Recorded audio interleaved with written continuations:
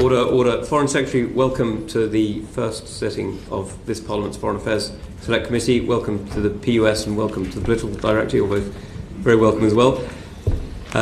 Very kind of you to come, and if it's all right with you, we shall kick off straight away. Thank you. Nadeem. Thank you very much, Chairman. Welcome, Foreign Secretary. Thank you very much. Foreign Secretary, what do you see as the UK's key strategic priorities right now?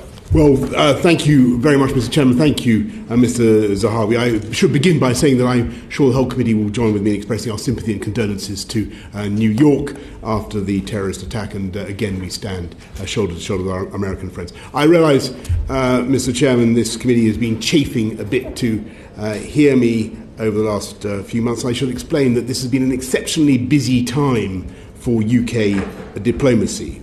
The Foreign and Commonwealth Office has been in the lead in dealing with the worst hurricane to hit the Caribbean in 50 years or more, the single biggest catastrophe to affect British people, 500,000 of them in the path of Hurricane Irma, and we can be proud of the response. The Foreign Office mobilised 400 staff in London, dispatched more than 1,000 to the region. We handled 3,500 consular cases, coordinated aid and military assistance, and at the height of the operation, 1,100 British military personnel were deployed in the Caribbean, including daily aid flights mounted by RAF Voyagers and C-17s. We welcome very much the efforts that have been made. But and I will come to, if I may, Mr. Chairman, I'll come to we only have 2 our hours. ambitions. We will be asking questions rather than expecting statements, if that's all right. Well, I was asked a very generous, open question about the priorities for the UK and what we have achieved, and I will explain that the objective of our Global Britain policy is to use all our overseas effort, military, humanitarian, development, political and diplomatic, to make the world safer and more prosperous, because that is not just in the interests of the world but of British citizens, dealing with failed states and ungoverned spaces that have become a breeding ground for terrorism at home and abroad. And in Iraq and in Syria, the UK has played a leading role in the coalition that has reduced the territory of Daesh by 90%. We led the world in the condemnation of Assad's regime's use of chemical weapons, and our assessment that regime was indeed responsible has now been vindicated by a UN investigation. We've helped to build the international consensus about the way forward in Libya, the Ghassan Salameh plan.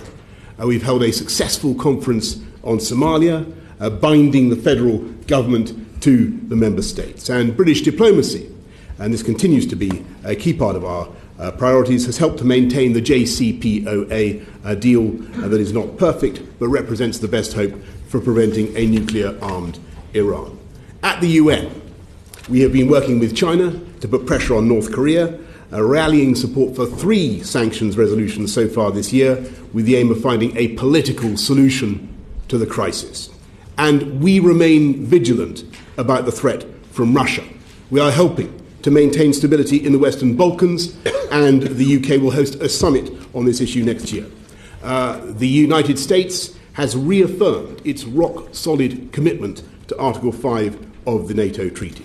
We have taken the lead in keeping our European friends firm in maintaining sanctions on Russia over their actions in Crimea, and I was proud to see the stepping up of the UK military presence in Estonia when I visited our troops earlier this year. To take account of Brexit and our priorities there, we are beefing up our bilateral diplomacy with our European friends, deploying 50 more diplomats with other EU members. And we are working to create the deep and special partnership between Britain and the EU set out in the Prime Minister's Florence speech. We are preparing, as a priority, to reach trade agreements with countries outside the EU, which, according to World Bank forecasts, will account for 90% of global growth. And next year, Mr. Zahawi, we will host a Commonwealth Summit with a special focus on improving opportunities and education for women and girls. We are also taking forward next year proposals this government has for a near total ban on the ivory trade in this country. So far, I visited 52 countries in the course of, since I last saw this committee, I think, in a 36-year-old plane, I'm proud to say. I'm proud of the work that's been done by the FCO officials in 268 posts, and I repeat a point I've made before, that wherever I go, I'm struck by the goodwill and the admiration shown towards our country. and how our counterparts around the world want us to engage even more and to do even more.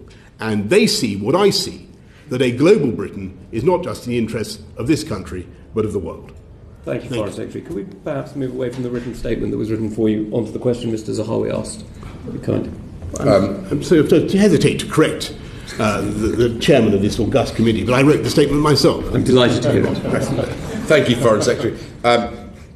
You've, I think, outlined the sort of strategic priorities or taken us through a canter around the world. In terms of our relationship with the European Union, European countries, does it require a fundamental reassessment of our foreign and strategic position? And do you think it could require more regional missions? We heard from Lord Ricketts that, for example, in France, you maybe want to talk to some big politicians in the regions. And also you mentioned that you've beefed up the human resource by 50. We heard again from Lord Ricketts that in many of the smaller countries we've only got 1 or 2 diplomats, and he thinks the sort of optimal number would be about 5. So if my arithmetic is right, you may need more than 50. Have you asked the Chancellor for more money?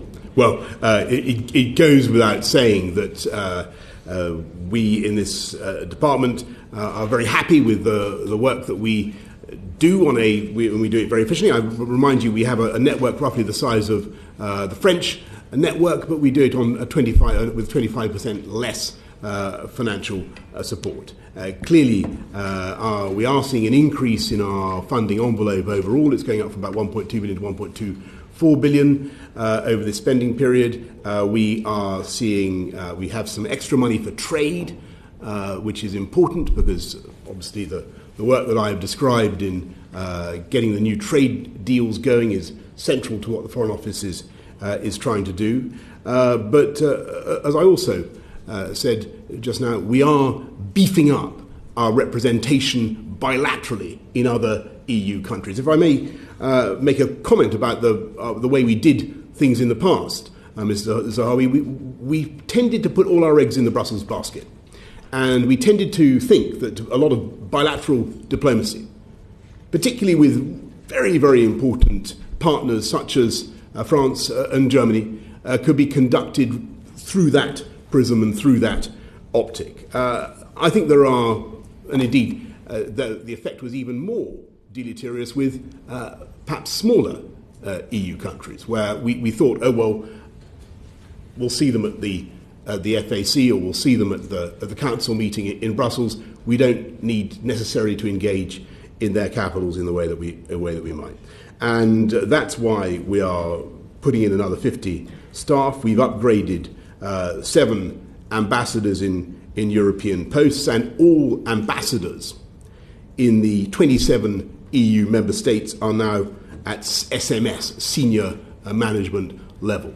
And I believe that will pay dividends for this country. I think it was great to be able to see everybody at once in the EU context. And by the way, we will continue one way or the other to see everybody in the EU context. But this, I think, will give us the presence and the throw weight that we need in those other European capitals, particularly ones that have felt a bit neglected over the last few decades. Since the referendum, the Foreign Office has lost its responsibility. You mentioned trade, on UK trade and Europe policies. What do you hold the Foreign Office central purpose now to be, if those 2 bits have sort of gone away when it comes to our relationship with Europe? Well, I think I've described the central role of the Foreign Office, which is to coordinate the massive overseas effort of this country. And we are a huge player overseas, the second biggest military spender in NATO, a P5 member. If we look at the big humanitarian crisis facing the world, the UK is second or third biggest contributor to relief there. And what the Foreign Office does is it provides a platform.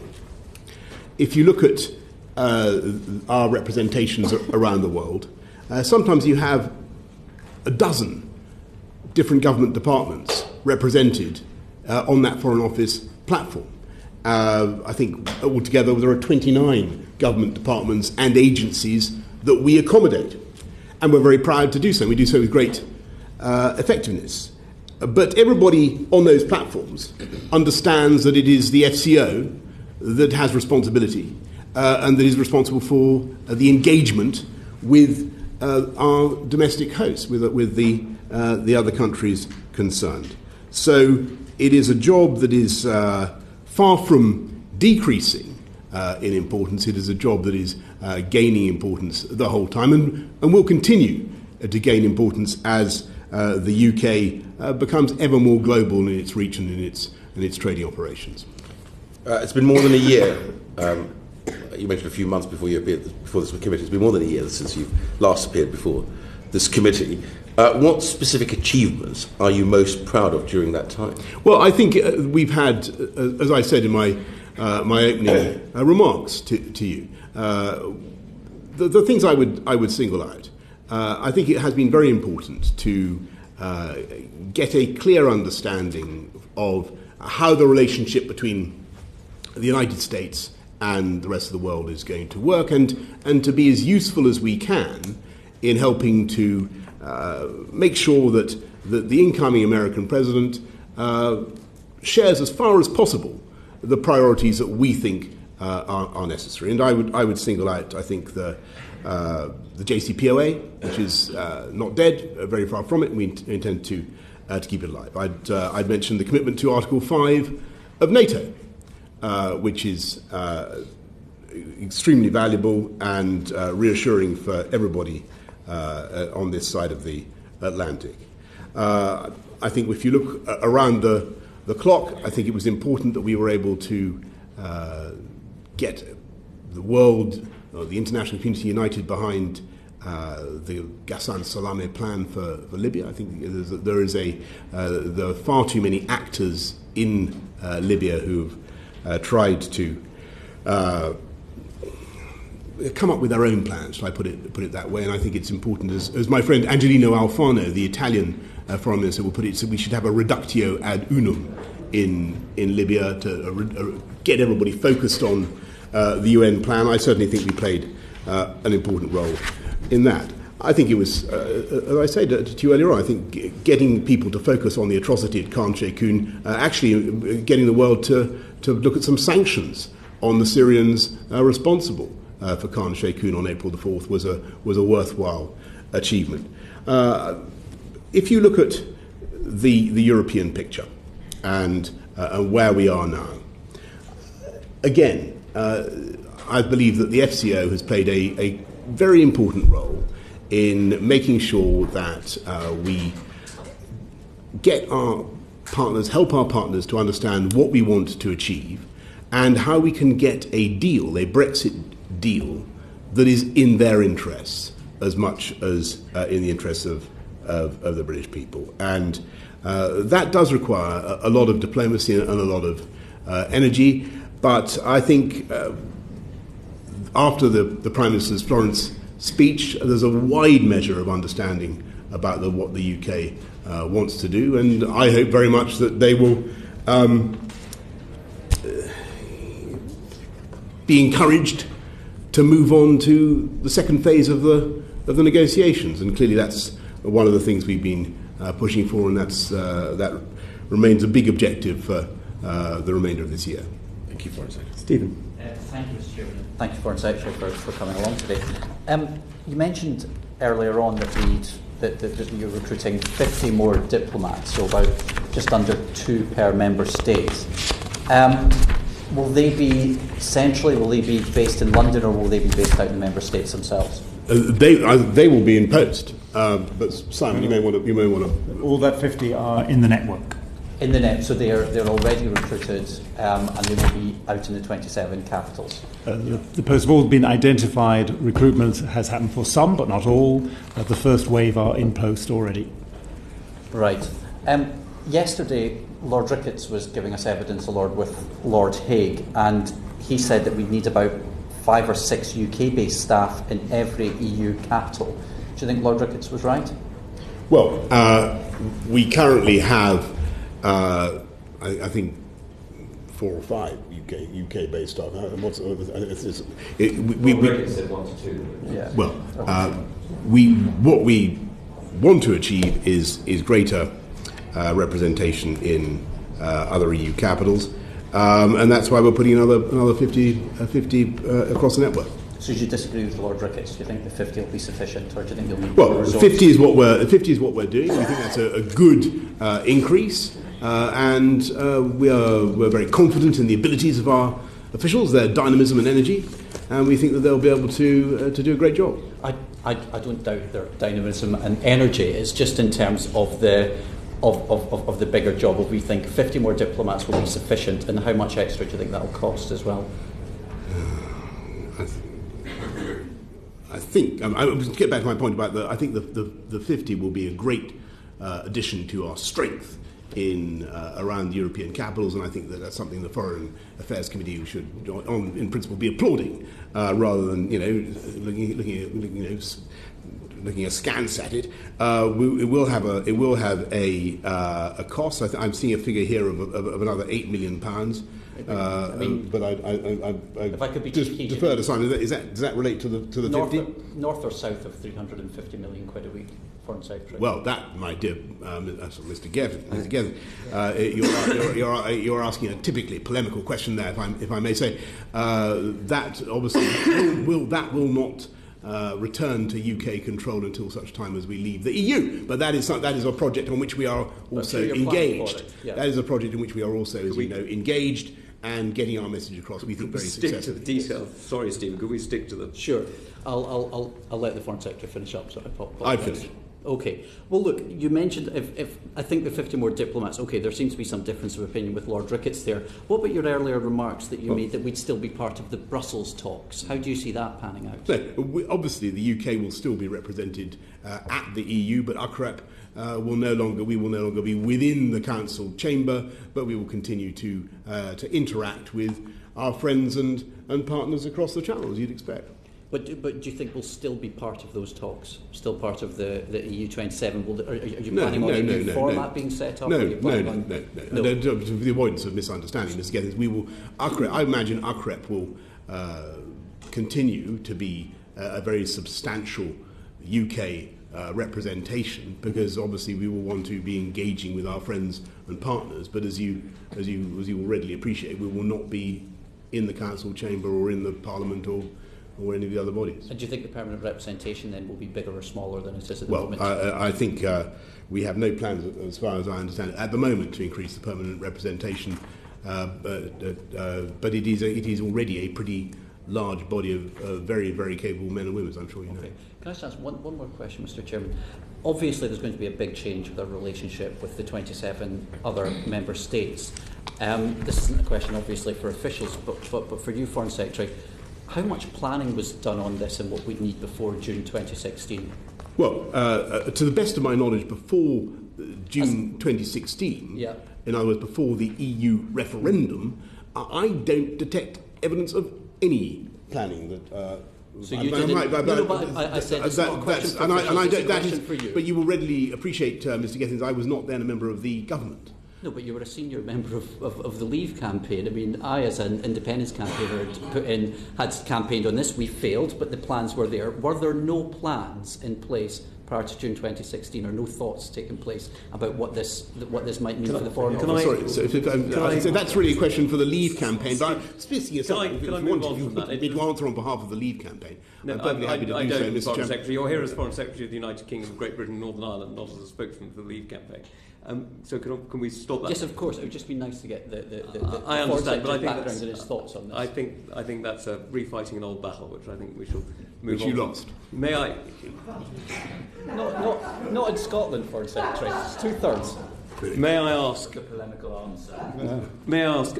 Some people have spoken about having observer status or permanent observer status at the PSC. Do you see that as, in any way, something to aim for? Permanent status at the PSC, did you say? Observer status at the PSC. At the PSC. I think those are, Mr. Chairman, if I may say, those are interesting conversations that can take place about exactly how we might want to relate to the EU foreign security policy and how we might want to interact. It's for negotiation and discussion. I think the important point for this committee to understand is that we don't seek any. We approach our friends and partners in a spirit of humility here.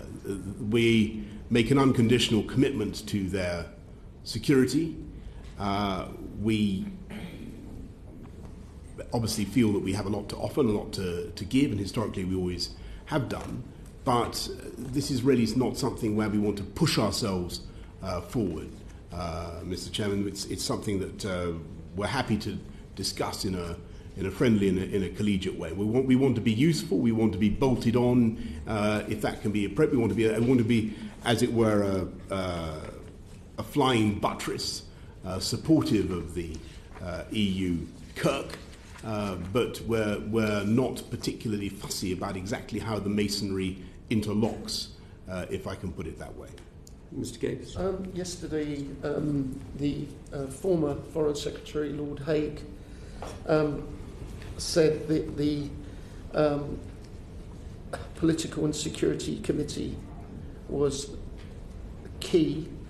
There is no way around that. If you are not on the agenda, and politics of the Political and Security Committee, it is very difficult to influence on a daily basis. Now, I understand the PSC meets twice a week, and the Committee of Permanent Representatives meets once a week, and Lord Ricketts, as well as Lord Hague, also emphasised the importance of being in the room. Now, Baroness Ashton has also used the same phrase when she described her experience as being the High Representative and Commissioner for our country, about being in the room. Foreign Secretary, is it our intention, even if we leave the EU, to be in the room of the Political and Security Committee and the Foreign Affairs Council and the Committee of Permanent Representatives? I think these are very relevant and pertinent questions. But I can tell you that at the moment there is no government position, or we haven't decided what we want to seek. I've tried to give a general account of how it would work. My own feeling is that it would be very difficult for us to remain in any EU institution or in any EU body that went beyond the purely intergovernmental.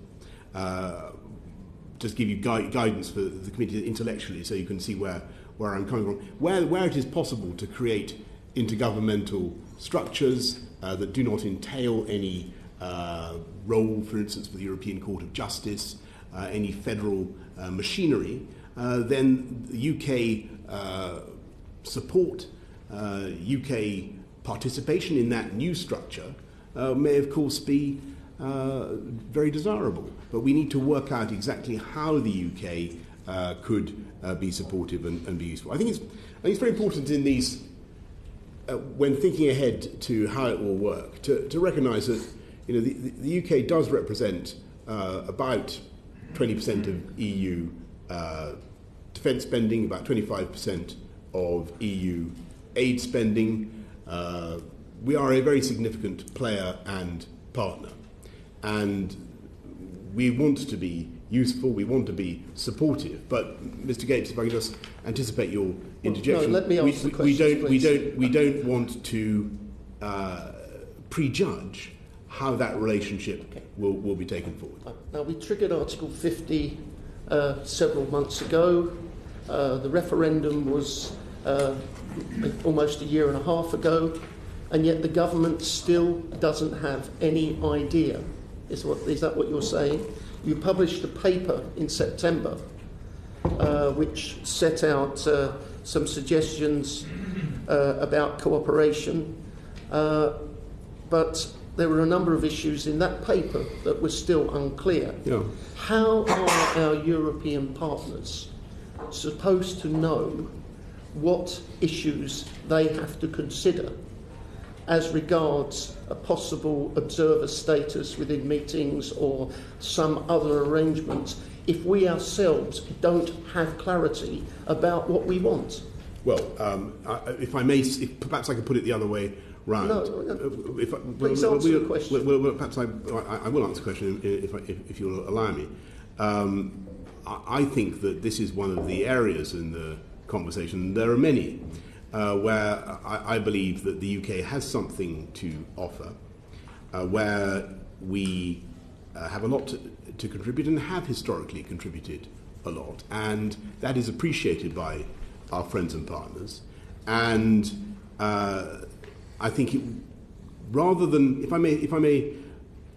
you can imagine the negotiations, Mr. Gates, we don't necessarily want to go to them, our friends and partners, now with an elaborate structure for how the UK will participate in common security policy, CSFP, CSDP, and all the rest of it, when that would put us in the position, as they say in Brussels, of demandeurs.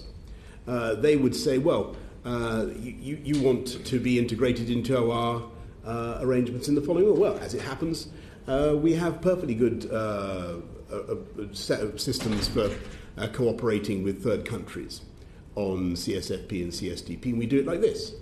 And that's what you're going to get.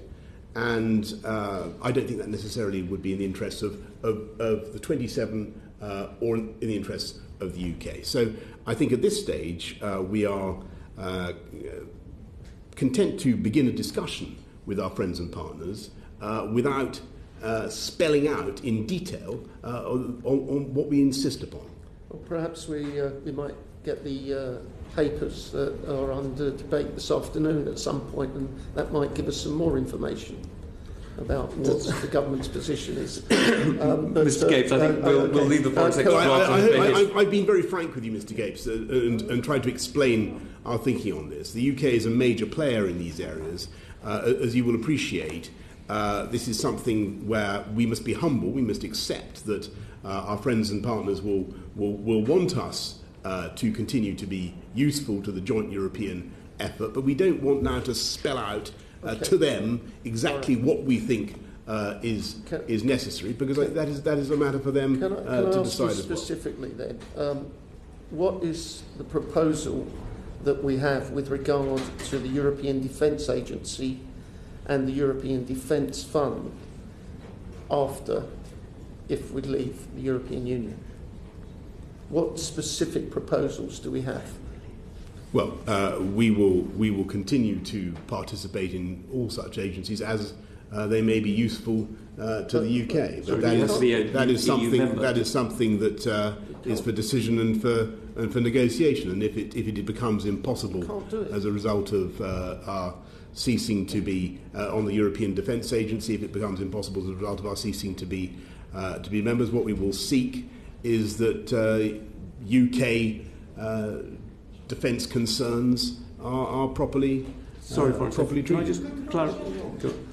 How do you think people who voted to leave would respond to that? To respond to you saying that we're going to remain, we'll be able to remain members of these defence agencies, even though we're not members of the EU? What I said was that we will. It may be that is the negotiation. It may be that it is impossible for us to stay in either of those bodies in the way that we do now. But on the European Defence Agency, what we will seek to do is to make sure that UK defence interests and UK defence industries are not remotely prejudiced. You make a valid point on that, Foreign Secretary. Could I just ask a point of precision, please? You quite understandably said that you didn't want to, as it were, situate the estimate and therefore place us as demandeur for the PSC. You've just effectively done that for the European Defence Agency. Do you think we should be members of bodies that at the moment require EU membership? For the sake of absolute clarity, if I can answer Mr. Austin's, what we seek to achieve, irrespective of how we do it, is the protection of British interests and to come out of the EU. That's what we're going to do. Right. But But can I just ask, so you used a metaphor earlier about flying buttress. A flying buttress is no good unless it's attached to the church. It can't buttress anything unless it's attached to it. So how do you intend us to be attached to the European Union? Well, as I said, I was speaking of the foot of the buttress is outside, and it's certainly true that the buttress helps to prop up the church. Exactly how the masonry interlocks is. They have to touch. They have to touch. But let me give you an example, Mr. Bryant. Perhaps I could allow the Foreign Secretary to answer. Sorry. Perhaps I could give you an example on common foreign and security policy. There are about I think 18 European defence collaboration initiatives are underway at the moment, and I think in at least a couple of them the UK is in charge. We have command. We would have to see, and we'd have to work, and this is my point to Mr. Gapes, we'd have to explore with our friends and partners to what extent they wanted us to remain committed to those joint ventures. I suspect that they would be very happy for us to be involved in some way. The exact structure, the way you do it, is yet to be determined, and yet to be determined on either side. What I would steer the committee away from is thinking that we could be in some way integrated into either into the PSC, to be totally frank with you, Mr. Chairman, Mr. Tugendhat, or into any federal bodies of the EU in the way that we currently are. So what I'm inviting you to consider is that there could be a future in which, like a flying buttress, supportive, contiguous, adjacent, useful, but not integrated. That's what I'm asking you to envisage. And sorry, forgive me. So you're saying the buttress is British and the mass inside is being said in French and German? Well, actually, as you will know, Mr. Tugendhat, from your long experience in these, as a diplomat and as a military man, you will know that one of the most interesting cultural changes in the EU over the last 20 years is that, notwithstanding our imminent departure from the EU, they speak English now, and by the way, and they will continue to speak English, in my view, given the composition of the 27. Mr. Macron's English is very good, but his culture is still French. Long after we have gone. And Mr. Chairman, if I may say so again, you make an extremely good point. And without wishing to flatter you excessively, Mr. Chairman, you know very well that the EU Commission and the federal institutions of the EU, though they are remarkable and capable in many respects, they do still have a very dominant a culture that derives from some of the grandes écoles in Paris. And it was one of the great tragedies of British membership of the EU that we were unable to keep up our representation in Brussels, and it declined under both Labour. If I could just address the very good point made by the chairman, it declined under both Labour and Conservative governments. Only 3.6% of EU officials were British. Foreign Secretary, that is a history lesson, an interesting one. It's true today. It's true today. But the government report paper... We'll go to zero now. So. The government paper... Well, that's a very interesting point too, because it won't. Yeah, sorry. That's a very interesting point. If I could just come back on that. Can we move on? The government paper on these issues, on future diplomacy after we leave the European Union, has 58 sections on the problems that will have to be addressed at that point, because there are many issues, such as the ones that you yourself, Foreign Secretary, have alluded to today, where we have won foreign policy arguments around the world through our membership and because of our membership of the European Union. That's in your own report. And then it has a very short section which says what the government then hopes we will achieve out of the negotiations in this area. When we had Lord Hague and Lord Ricketts before us yesterday, they both understood that report, and I think it's the common understanding of that report to suggest that the government is seeking observer status in the Foreign Affairs Council in all the relevant meetings. As I understand it today, just for clarity, you're saying that is not the truth. Well, no, I think I was being asked whether we wanted to be members of the PSC. No, observer status, you were asked 3 times. In the room. Well, there are all sorts of ways in which we could make sure that we knew what was going on, whether we were in the room or outside the room. The important point is that we won't be members of the. We understand that. Do you want observer status or not? Well, if we're accorded, let me go back to the very frank answer I gave to the committee chairman. We believe we have a lot to offer. We have massive experience in these areas. We are the European power that is most committed overseas. We are a global actor. It is very much in the interest of the EU to have us involved. Precisely how we do it, the exact nature of our relationship with our friends and partners is something for mutual discussion, whether we are going to be there in the room as observers or outside the room in some sort of Antici group, I think it used to be called. We will work out. But whatever happens, we will come up with a mechanism by which we can show, and this is the crucial point that was made in the Florence speech and which has gone down so well in other European capitals, we can show our unconditional support for European security and defence. That is the crucial point that we need to get over. Exactly how we do it, exactly how the masonry of the buttress interlocks with the church, that's for discussion.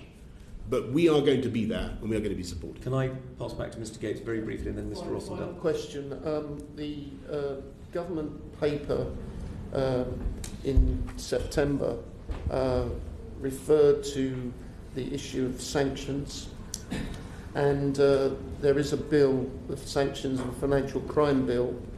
How will that give the FCO the powers that we would need to continue to cooperate with EU sanctions? And if we are not clear, as we clearly are not, what our future trading relationship with the EU will be, especially also the relationship on financial services, how can we continue participating in sanctions regimes when we are not clear about the trading and financial relationships? I think I see where you're going, Mr. Gates. I think actually that matters will be quite readily resolved once we get agreements on the main dossiers. When to get a free trade agreement, an agreement on financial services, and it's perfectly true that we are bringing in our own sanctions bill. That is legally necessary because at the moment sanctions regimes are deployed through the EU. We will need to have our own sanctions regime to implement them as a matter of national policy. But again, the Commission should be in no doubt that it will give us flexibility, by the way, to implement sanctions where perhaps our EU friends and partners are more reluctant. It will also, of course, enable us to do things differently, to be perhaps not to put sanctions on things which they deem to be sanctionable. Though at the moment I can't think of any examples. What we will certainly do, and I just want to get back to the general question that's been posed this afternoon. What we will certainly want to do is to concert that sanctions policy with our friends and partners so as to achieve the maximum possible diplomatic and political impact. And so indeed, it may be that actually, if you think of the 27 plus 1, and if you remember the UK is about 20% of EU, or 12 and 16% of EU GDP. It's a very, if you take the EU and then you add the UK, a double blow that countries will have to spend twice as much diplomatic activity in avoiding, but we will be working to intensify that overall European sanctions effect. Thank you, Foreign Secretary. Mr. Rossendale. Foreign Secretary, don't you think we should look at this from the opposite way. We will not be in the room with them, but they will not be in our room either. And we are a global nation with security second to none in terms of our intelligence, our defence and our global outreach. Surely we should be presenting it that they need to be in our room as well, rather than as if we are excluded from their room. I think Mr. Rosendale, you make a very good point, and actually we have a wide measure of cooperation already with our European friends and partners. I believe there's a French brigadier in charge of a British deputy commander. I defer to the military experience of the chairman. There's a senior French officer, at any rate, somewhere up in Yorkshire, commanding our troops without any particular objection. And I've seen plenty of examples around the world where we work very closely with our European friends and partners, and that's what we want to achieve. And so, I applaud the sentiment that you express. We need to be working together. Yes. Mrs. Garley, sorry. Thank you. We're moving on to Global Britain, Foreign Secretary, and I hope it's not just a soundbite but also a policy. So what are your department's specific objectives, and how are you and your department going to measure progress on delivering Global Britain? Global Britain as a concept is the idea is that people think Brexit's all about turning inwards and negativity and all the rest of it. I refuse to accept that. I think, on the contrary, a lot of us who campaigned both for Leave and for Remain think that we should be more outward-looking and more open than before. And we should be open to the rest of the world, and we should be engaged with the rest of the world. And that's what Global Britain is all about. And we want to get it over, I think, to the British public that this is something that is in their interests as well. And I think often people don't realise the way in which a peaceful and a prosperous world is in the economic interests of the UK. And if you look at the state of the southern Mediterranean, for instance, if you look at what's happening in North Africa and the Middle East, you have a region in turmoil by comparison with what it was like 30 years ago. That is having a negative effect, a depressing effect on the economy of the whole region. If we can help sort it out, that will be good for the Mediterranean world. It'll be good for the UK as well. I mean, it's a great pity at the moment. We've only just been able to start flights again to Tunisia. We can't fly to Sharm el-Sheikh still. You saw what happened to Monarch Airways. Unquestionably, a factor in the failure of that long-standing British business was the difficulty of flying to some of these destinations. If you can make the world safer, you can also make it more prosperous for British people as well. That's the name of the game. So leadership and measuring progress is key if we're going to be facing outwards. Yes. And showing the rest of the world how it can be done. What leadership or how have we measured progress in dealing with the Rohingya crisis when the US, before we declared it was ethnic cleansing, are prepared to put in sanctions? Well, first of all, no one should understate the crisis in Burma or the threat to the Rohingya and the suffering that they have experienced. About 608,000 have been expelled, and they are obviously undergoing a great deal of hardship. The UK, I think, has given about 155 million of humanitarian aid. Sorry, I better check that thing. It's a large. We've given a large sum of humanitarian. I'm not sure it's 155 million. It's a decreasing amount now. It's about 50 million this year. It's increasing fast, but it's 47 million. Forgive me, 47 million to that particular crisis. What we don't believe is that you can simply by denouncing the government of Aung San Suu Kyi, you can magically transform the situation. Yes, of course, it is ethnic cleansing if those people are not allowed to return to their homes. That is clear, and that's why we say that the government, that Yangon, Naypyidaw should make sure that we get humanitarian aid in, the observers in, and that the Annan plan is implemented. But what I don't want to see in Burma is a total undermining of the civilian administration. I mean, the country has only just emerged from a military dictatorship. So that's what we've been working for. May I just ask a very brief follow-on? The Minister of State, Mark Field, mentioned the possibility of bringing in UN observers into the Rakhine province. Would you agree that was a Well, I think that any independent observers would be a vital, and that's certainly something we've insisted on with Daw Suu, State Councillor Aung San Suu Kyi. We need some way of seeing what is going on objectively, because clearly the government in Naypyidaw tells a different story, and they say that the ARSA, the ARSA, are responsible for the terrorist violence and the torching of villages and so on. Will you therefore we don't believe that. Will you raise it in New York, Foreign Secretary? We are raising it in New Getting York. UN observers in. Well, we certainly want to have independent observers in Rakhine. Okay. Leadership, and you mentioned leadership earlier, also that Daesh have been defeated out of 90% of the territory that they've previously held.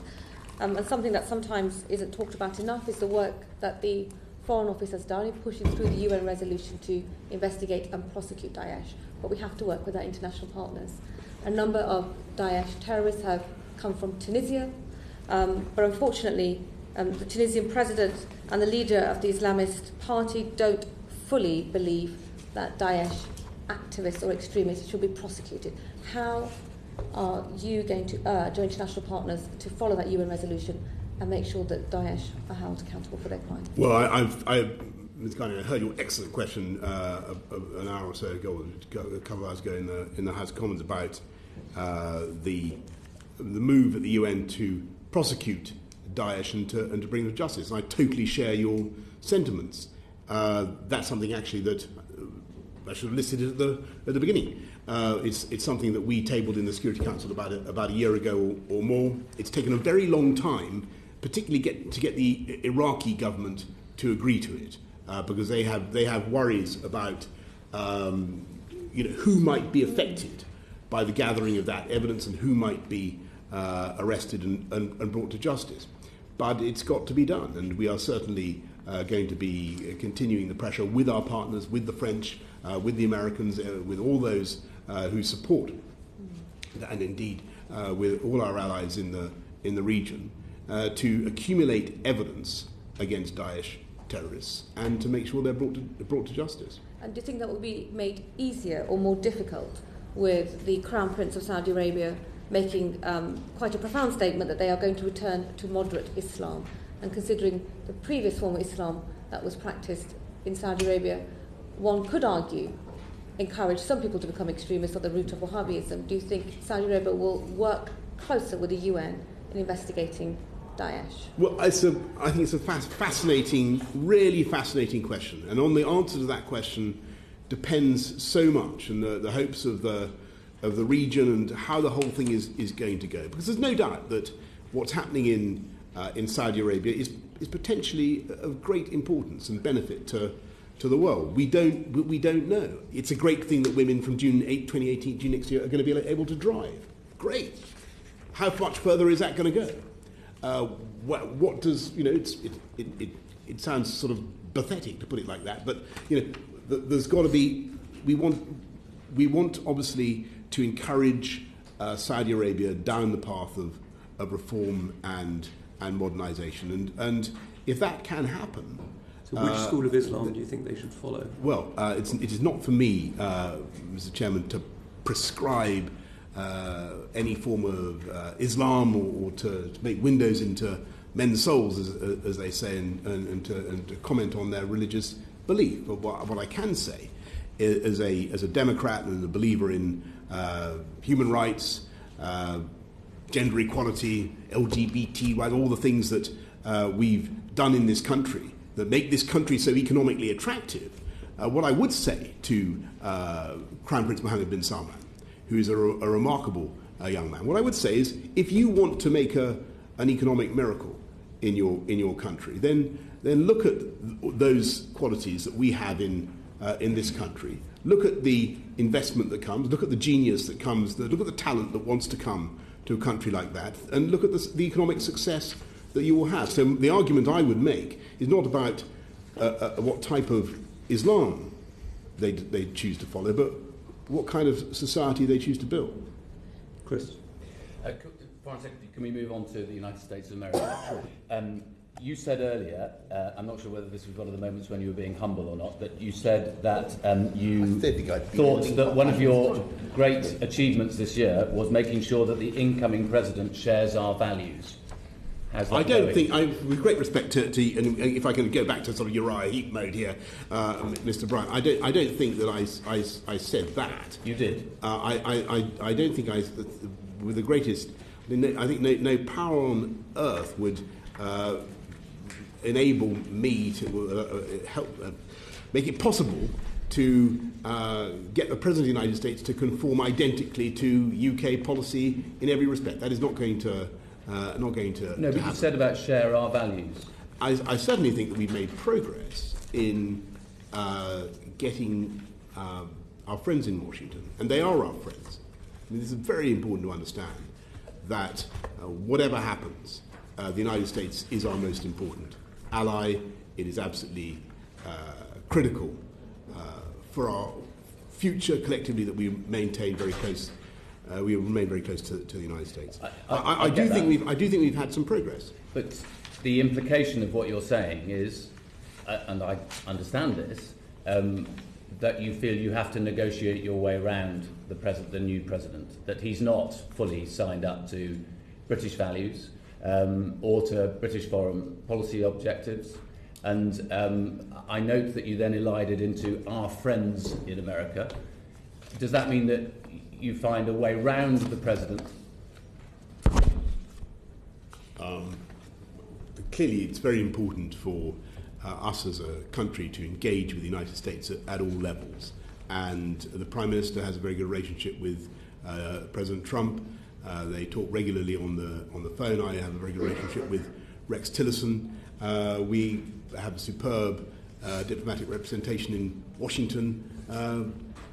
It's a very, very thick relationship. It is a transatlantic pipeline of communication, and that's as it should be. I think on some key issues we have been able to make our American friends aware of our perspective, and indeed of our, if I may say so, of our European perspective. And there are issues such as the JCPOA, or the importance of NATO, and indeed, climate change is not a lost cause, but far from a lost cause. There may be a way of getting the Americans, not just at a state level or a city level, but also at the federal level again, to get back into the Paris Accords on different terms. I'm not saying that's going to be easy, but it's possible, and the UK will certainly play a big part in trying to achieve that. George W. Bush has said of the present political situation in the United States of America under Donald Trump that we've seen nationalism distorted into nativism. And I just wonder whether that's your perception, in particular since, though we obviously want to do some kind of free trade deal with the United States of America, the US government has now proposed 300% tariffs on Bombardier C-series aircraft. They don't believe in free trade at all, do they? Well, clearly the Bombardier decision is one that we regret, and we've been clear with both with Boeing and the Commerce Department and indeed all levels of government that our displeasure at that decision. We don't think it's right, we don't think it's fair, we don't think it's reasonable for Bombardier. It's of course not unprecedented. The United States, not a good start. The United States, if you remember, under George W. Bush, slapped big tariffs on British steel, and we protested then, and we were able to negotiate and to and eventually to sort the problem out. And that's what we want to do now. Whether you ask a question, Mr. Bryant, about our ability to do a free trade deal with the United States, and what is certainly true is the Americans drive a very hard bargain. We should be under no illusions. Anybody with any experience of dealing with the US will tell you that they will try to be very tough. But I haven't met a single US congressman, senator who wasn't very enthusiastic about a free trade deal. And there are big opportunities for this country, so we should go for it. Can I just check the kind of timing of such a possible deal? Because I think some people have been talking about having something in place for the end of March 2019, or for that matter with any other country in the world. That's not legally possible, is it? No, that's right. So there will have to be a transition period. No, just to be clear, it's not legally possible to begin formal negotiations on a free trade deal whilst we have the duty of sincere cooperation, as you know, with our European friends. What we can do is look at it in principle, but look at the opportunities. We can scope it out. We can pencil it in, but we cannot ink it in. But with other countries where we already have a free trade deal through the EU, those will lapse, presumably, at that date, and then there'll be a lacuna? That's right. But no, there won't be a lacuna, but they will certainly... The objective is to make sure that they are grandfathered on. How will that happen? That's a matter for negotiation and discussion by DEXU, but we're confident that can be achieved, because it's, after all, in the commercial interests of both sides. But at the moment, it's legally impossible. Well, it's part of the negotiations. Foreign Secretary, if we're outside the European Union, why would it be legally impossible to discuss and agree free trade agreements? No, surely that's what we campaign for. Sorry, forgive me. Surely we should be able to do that. What should restrict us from having free trade agreements post-March into nothing at all. But sorry, perhaps I should have made myself clearer.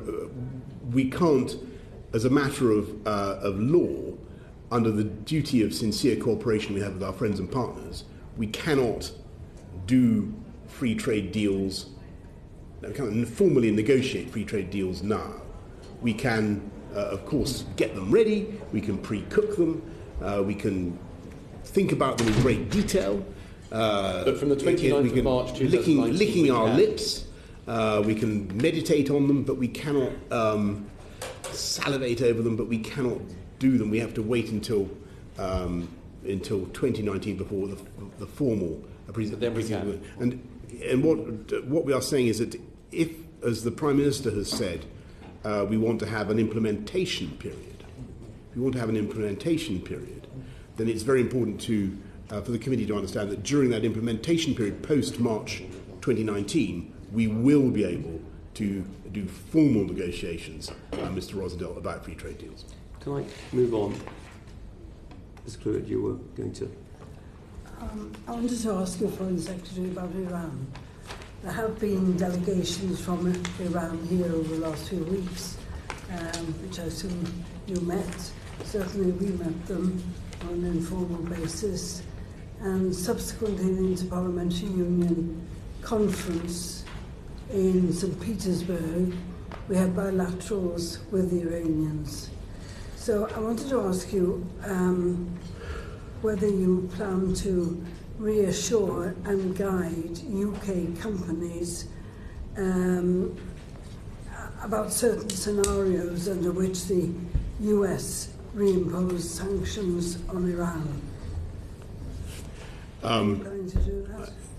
I understand. I think where you're driving at, Mrs. Cluett. I think the issue is what would we do in the UK if the US slapped sanctions back on in such a way as to look like there might be a threat to British companies doing business in Iran. What I can say is that we want to avoid that situation, and that's what we're trying to do at the moment.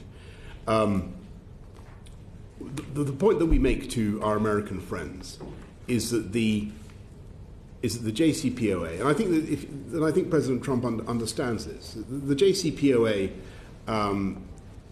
itself remains intact, and it was clear from what he said in his statement that it is the fundamental trade-off between good behaviour by Iran on nuclear weapons and economic activity with Iran, that for the benefit of the Iranian people and the world, that trade-off is still there, basically. But obviously, the President is concerned about disruptive Iranian behaviour in the region, arming of the Houthis, of Hezbollah, and so on. And he wants to take action to constrain Iran, and insofar as we can, we want to assist in that.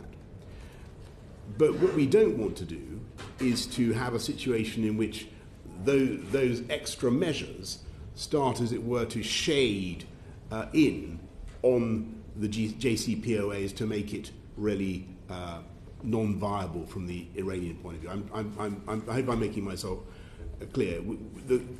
There is a balance to be struck. There might be more we can do to constrain Iran in the region, but we don't want to throw the baby out with the bathwater. We want to keep the JCPOA alive. You want, obviously, British companies to continue to trade with Iran. I do. And, it's one of... in the end, the Iranian people, 80 million people, many of them young, a country of extraordinary potential, they need and deserve to feel the benefits of the JCPOA and the benefits of engagement. And don't forget, the IAEA has found that Iran is in compliance with the JCPOA. Iran has not broken the terms of the JCPOA. So from my perspective, I want to see more. We sold some aircraft to Iran. I want to see more UK commercial activity. That doesn't in any way blind us to the disruptive behaviour of Iran. That doesn't mean that we have any illusions about the kind of things that they're up to. But you've got to engage with these people, and it's a country with an extraordinary future if we can get them on a better path. When you do engage, would you say you're engaging with the government, with the mullahs, the IRGC, a combination? Who's really in charge? Well, again, Mr. Chairman, that is the key question because Iran resembles one of those Russian dolls. It's in the sense that the IRGC QF is a state within a state. When we consider some of the disruptive activity that I've talked about, whether in Syria or Yemen or Lebanon, that's being conducted by Qasem Soleimani and the IRGC-QF, and to a very large degree, he is the guy who's pulling the strings. We want to encourage the other side of the equation. We want to encourage the democratic and the civilian component. And we believe that engaging with them and encouraging them is a useful thing for us to do. Mr. Austin, you were going to... Yeah, thank you. We were told at the time that the agreement, that the deal was first reached, we were told that lifting sanctions, welcoming Iran, thawing relations with Iran would encourage them to behave sort of better in the region. But that's clearly not happened, has it? And they threaten the existence of other countries. They're promoting terrorism elsewhere in the region. The lifting of sanctions has been followed by increased support for organisations like Hezbollah and Hamas. So, how do you propose, as you said a moment ago, to constrain Iran's influence in the region, given that that's what's happened following this deal? Well, you're just looking at. How do you're right. The first point is that we are not quite right in the sense that the JCPOA actually was quite Cartesian in the way it did exclude these considerations from the terms of the deal. Just on the JCPOA, I mean, Iran isn't allowing access to all military sites, and it's pressing, I mean, I know it's outside the JCPOA, but it's pressing ahead with its ballistic missiles program. So the idea that we can regard it as some sort of benign force for peace in the... I'm with you. Yeah. You know... No, look, Mr. Ross, I understand where you're coming from. And just you know, on, for instance, Iran's army of Hezbollah in Lebanon, the shipping of hundreds of thousands of missiles to Hezbollah, which are then used to attack Israel, and with reprisals, by the way, against the people of Lebanon rather than Iran. What we could consider there is Mahan Airways was used to ship the missiles from to Damascus, I think, and then through to Lebanon. We might consider sanctions on Mahan Airways. That's one of the things we could do. If you look at Yemen, where you've got an extraordinary situation now in which Iranian missiles are being fired by the Houthis at Saudi territory. I mean, it's a potentially incredibly dangerous situation. We need to work with the Saudis, with the Omanis, with others to get the Houthis to see sense, to do a deal, to find a political solution in Yemen. Otherwise, the tragedy of that country will continue, and that's the way. And Iran wasn't in Yemen before this nightmare began. The Iranians weren't there at all, or hardly. So that's the way of dealing with them there. And in Syria, which we haven't discussed at all, I think the answer is to continue the work that Rex Tillerson has embarked on, that I think is very positive. And by the way, I should have perhaps said in the context of my answer to Mr. Bryan, that one of the crucial differences, I think, is unacknowledged by the West between the Trump administration and the Obama administration, is the willingness of the Trump administration to engage directly and indeed kinetically in Syria, which President Obama never did. And that is actually starting to happen. You can say that actually it's because Assad is winning, but if you look on the ground, together with the Russians, the Americans are setting up deconfliction zones, and you can see a way in which Iran and Russia can be prized apart in Syria, and a way forward that could lead to and I'm not going to put a huge amount of money on this, but you can see a way forward in which you could restart a political process, have elections, and have a move away from Assad, who is, after all, another of Tehran's clients. So across the region, you can see ways, to answer your question directly, of pushing back, of constraining, of countering what Iran. On the subject of Tehran clients, does the UK have any direct links with Hamas? We obviously talk to a wide range of people across the world. I'm sure that in the course of contacts with I'm sure I wouldn't want to rule out, Mr. Chairman, that the UK. Yes. I wouldn't want to rule out, or to mislead the committee on this matter. I wouldn't want to exclude the possibility of our talking to Hamas. But let me just say on Hamas that. That's not a yes or a no, is it? No, it's not. You're right. I don't want to exclude the possibility that we are. In the end, good diplomacy involves talking to all sorts of people who are not necessarily. That sounds like a yes. I think that sounds like a yes. I'm not saying it. I don't wish to disappoint you, but I'm not going to. Are you aware of it? Are you aware of any contact? If I were, I couldn't tell you. But what I will say. You're not aware of whether. What I will say is that, and I don't want to mislead the committee. What I will say... Well, you're doing a very good job of it. No, I don't. On the contrary, I don't think the committee can have possibly been misled by anything I've said, since I haven't said anything exactly. That's quite misleading. On this matter.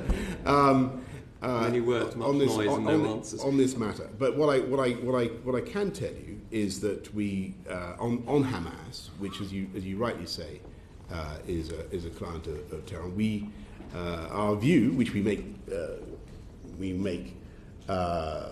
clear in public, without the need for any private communication, is that if Hamas want to be part of the government of the Palestinian Authority, if they want to be enter the democratic process, then it's very clear what they have to do. They have to renounce terror. They have to recognise the state of Israel, and they've got to stop spewing out anti-Semitic propaganda. But we do, of course, we recognise that Hamas is a political force and needs to be engaged. Mr. Austin. Thanks. I mean, I completely agree with you about Hamas and its behaviour. But just while we're on the subject of Israel, Palestine, you said on Monday that you support the aspirations set out by the International Fund for Israeli-Palestinian Peace. So, can I ask whether you're prepared to commit additional British resources for this? Whether you'll be prepared to speak to the EU, the US and Arab states about boosting international support for it? And whether you'd agree with me that the best way of marking or celebrating the Balfour Declaration would be for an increase in British support from, I know you 3 million quid and all that, but it's not a massive amount for sort of coexistence projects that bring Israelis and Palestinians together. I think that would be the best. Yeah, I think Mr. Austin, in answer to your question in the House on Monday. Yeah, I'm asking you to go beyond that. Yeah, I think what I spoke of a £3 million commitment we've made to coexistence funds. More. And if you'd like a further and more generous commitment, I'd be happy to investigate the possibilities. But I don't want to write a cheque now, but I'm happy to look at it. Mr. Cloud. Can I come back to you on the subject of Iran? Yes. Do you agree with the Trump administration that Iran is a state sponsor of terrorism? Well, I certainly think that I think perhaps Iran is certainly responsible for a great deal of disruptive behaviour of the kind that needs to be constrained, and whether it's how useful it is right now to call them global sponsors of terror. I'm not sure, but I certainly think that if you take shipping rockets to Hezbollah to be supporting, which are then fired at Israel, or rockets to the Houthis, which are then fired at the Saudis, or backing Hamas, then they're obviously up to no good. We raised both here and in St. Petersburg the two dual nationals, at least two dual nationals being held by the Iranians, of whom I think you're well aware. In both cases, I believe it's been difficult for you to visit them. Is there any access from consular officials to either of the two? I believe there has been some access in some of the consular cases we have in Iran, but these are very difficult cases. I think that Minister Burt, my colleague, saw Nazanin Zaghari-Ratcliffe's husband yesterday to reassure him of our efforts to try to free Nazanin Zaghari-Ratcliffe. We continue to make representations both on her behalf and on behalf of Mr. Foroughi and indeed others. As the committee will appreciate, it is very, very difficult because the Iranians do not recognise dual citizenship. They think of them just as Iranians, and it's very, very hard. And if I may say so, one of the get back to the point that the chairman rightly made about the Iranian state one of the disadvantages of escalating these difficult consular cases and having a very loud public campaign in this country is that simply strengthens the hand of those who are using these cases for their own internal ends in Iran, and that's why sometimes the advice that I've had over the months is no matter how frustrating and miserable it is, and clearly these cases are very, very sad. The best approach is a diplomatic one. Would you consider calling for their release on humanitarian grounds? Well, I think that certainly the case of in both cases actually there are obvious humanitarian grounds for their release. I wouldn't dispute that for a minute. Well, when I pressed the Iranian delegation in St. Petersburg, one of the members of the delegation said to me, if you come to Tehran, you can visit Mrs. Ratcliffe in jail. Who, me or you? Me. You. Would you like to? Well, I would, of course. And it really, this is obviously we'll have to be very careful about this because we want them released. But when I look at and I have raised this case many times now with Javad Zarif and my Iranian counterpart. When you look at what Nazanin Zaghari Ratcliffe was doing, it's just, she was simply teaching people journalism, as I understand it. At the very limit, she was, and I hope that a way forward can be found. I must say, I find it deeply depressing. I think it's totally contrary to the interests of the Iranian people for this to continue. But can I just ask you whether you think we are playing it in the right way? Because the Americans always seem to get their people out. Well, and Mrs. Clear, they do sometimes, but then what happens is that the Iranians lift some more and hold them for the same purposes. So the Iranians are hostage taking, is it? Well, I'm not going to go as far as to say that, but it's what's certainly the case is that the American efforts to do deals have then been followed by further very, very difficult consular cases in which duels have been detained. Ms. Guy. Thank you, Chairman. I just want to follow up from Ms. Clue's questioning. One of the frustrations that we have, and no doubt Nazanin Zaghari's Ratcliffe's family, is that there is no full understanding how long her sentence is. There was some talk that there was an extra 16 years added on top.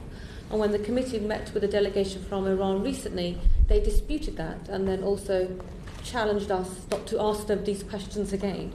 So do you have any idea how long she has been sentenced for the very least? It's worse than that. It's not only that we have no idea about how long her sentence really is, and the extra 16-year point has not been confirmed.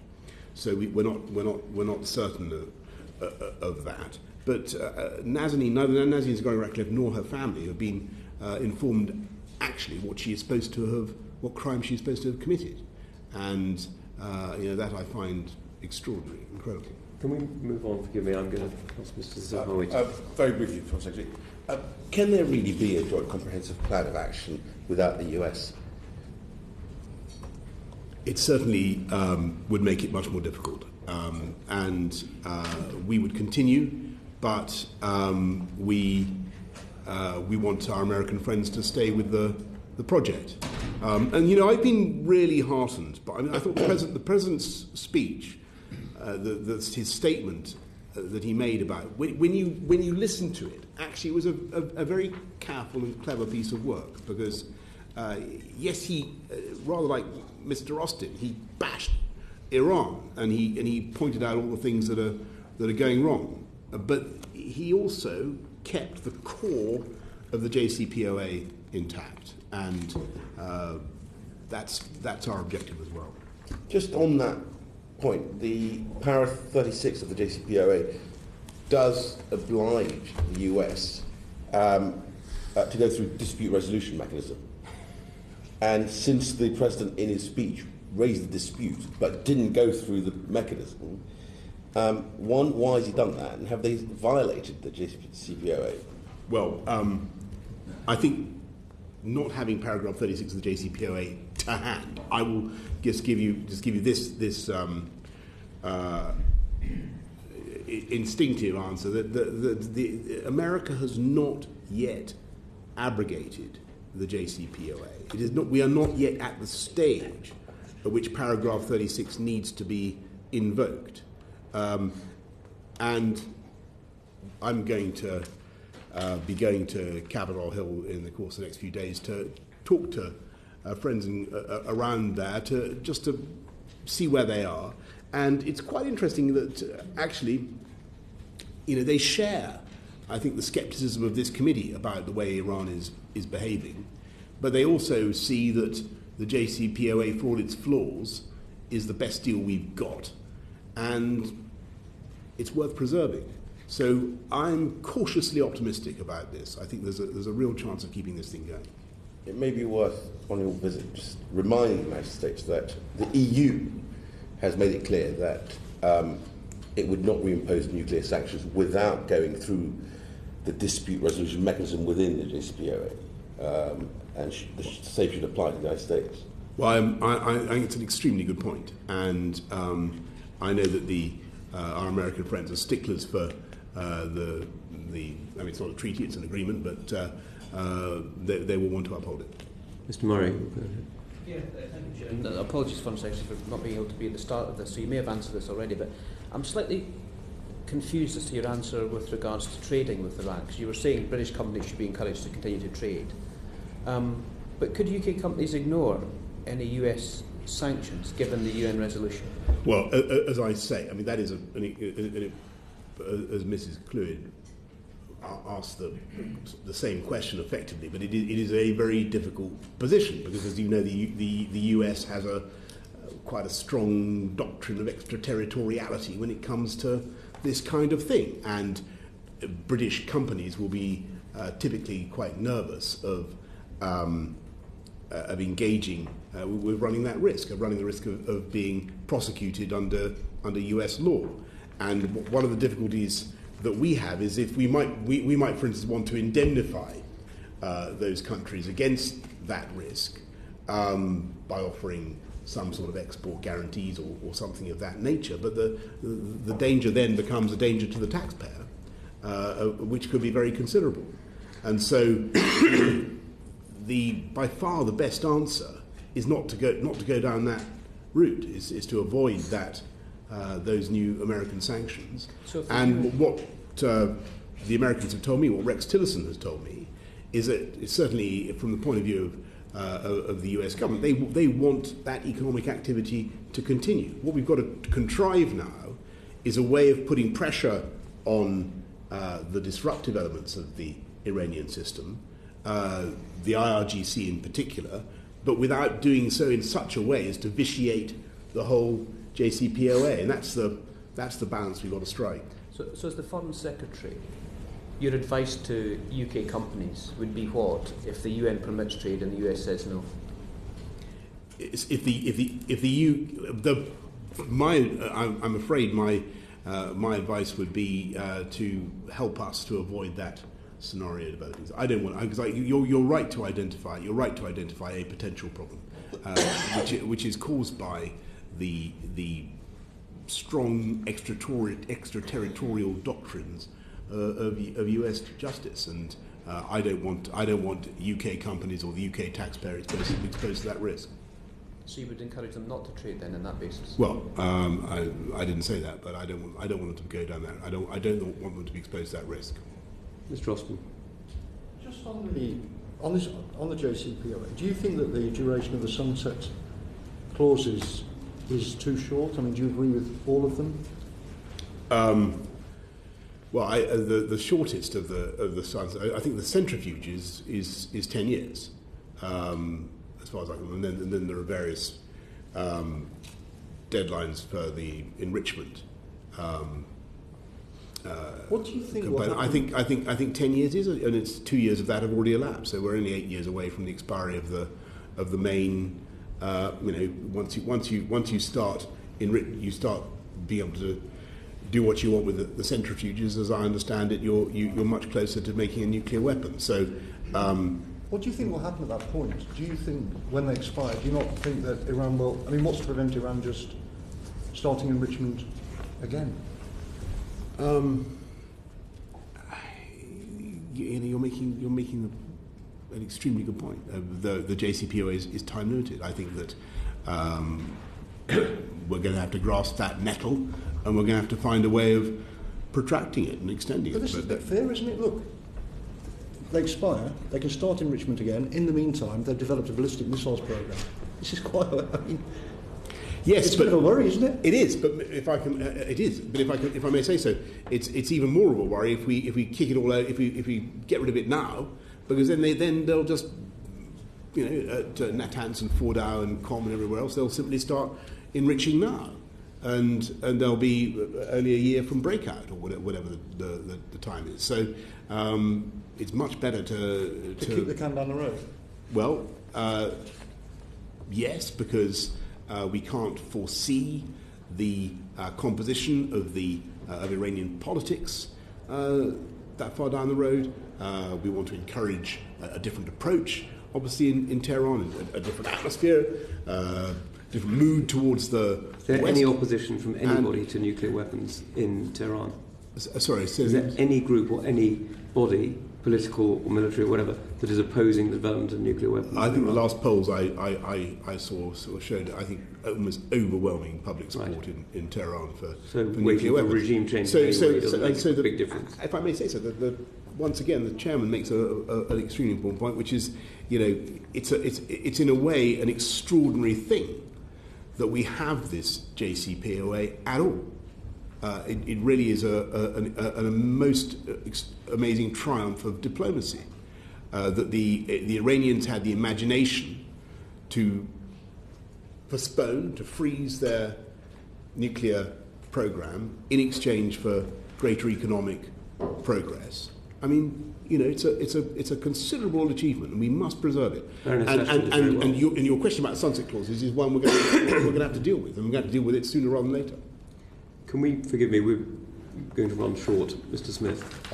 Thank you, Chairman. Foreign Secretary, can I move us on a bit, even if not geographically by that far? The recent events in Kurdistan over the weekend particularly were alarming. The referendum held in September was popular with Kurds, but perhaps we might want to conceive that was perhaps premature and even could be considered provocative. I know that you were in contact over the weekend with Iraqis and Kurds to try and urge restraint or de-escalation. You said in the House on the 17th of October you referred to Kurdistan. Do you agree with the idea that Kurds should have a state of their own? I think, Mr. Smith, your question is absolutely right in the sense that we were disappointed with the referendum, the fact that the referendum went ahead in the KRG. We tried to stop it. We lobbied against it. Sorry, when did you first hear about the referendum? I'm afraid I can't give you the exact date. When did you first then engage with the Kurdish authorities on trying to stop it? I'm so sorry, Mr. Tunan, I can't tell you exactly when we first started. I remember Mr. Fallon going there. I remember making repeated phone calls to Mr. Masoud Barzani. I know that Mr. Zahawi himself interceded several before or points. after the summer recess? I'm afraid I couldn't tell you. But I can't tell you exactly when we first started to weigh in on the Kurdish referendum, but we were certainly very active in trying to prevent it from going ahead. I can just finish my answer to Mr. Smith before I come to you, Mr. Gay. It has gone ahead. If you ask whether I envisage an independent Kurdistan, I think the answer is no. I think what we want to see is... I'm a great admirer of the Kurdish people and the Kurdish ambitions and what they're achieving. If you go to Erbil, it's fantastic. You really feel it's unlike, or it could be, very different from many other places in that vicinity. It could be democratic, it could be liberal, it could be pluralist, and it's an astonishing thing. And I pay tribute, by the way, to Anne Clewett for everything that she's done for the Kurds over the years. This is an astonishing nation it's a nation already, but it's an astonishing polity in the making. Now, what exactly is the relationship between that Kurdish polity and the federal Iraqi structure? That is the question. It's our view that for all sorts of reasons, it's much better now to keep Iraq together. And that is what we are telling our Kurdish friends, and that's what we're telling Baghdad to. And so the important thing is for Mr. Abadi and Mr. Nechevan Barzani now to negotiate. But sorry, Mr. Gates. Isn't it true that President Barzani made it absolutely clear in June that they were going to have a referendum in September? I'd be very interested to know what representations did we make in June and July about this issue, because I understood, I may be wrong, that we didn't really take it seriously until September, and when the referendum was being held on 23rd, 24th of September. I'm sure that Mr. Gates, you're familiar with Frank Baker. I'm not talking about the ambassador in Iraq. I'm talking about at ministerial level.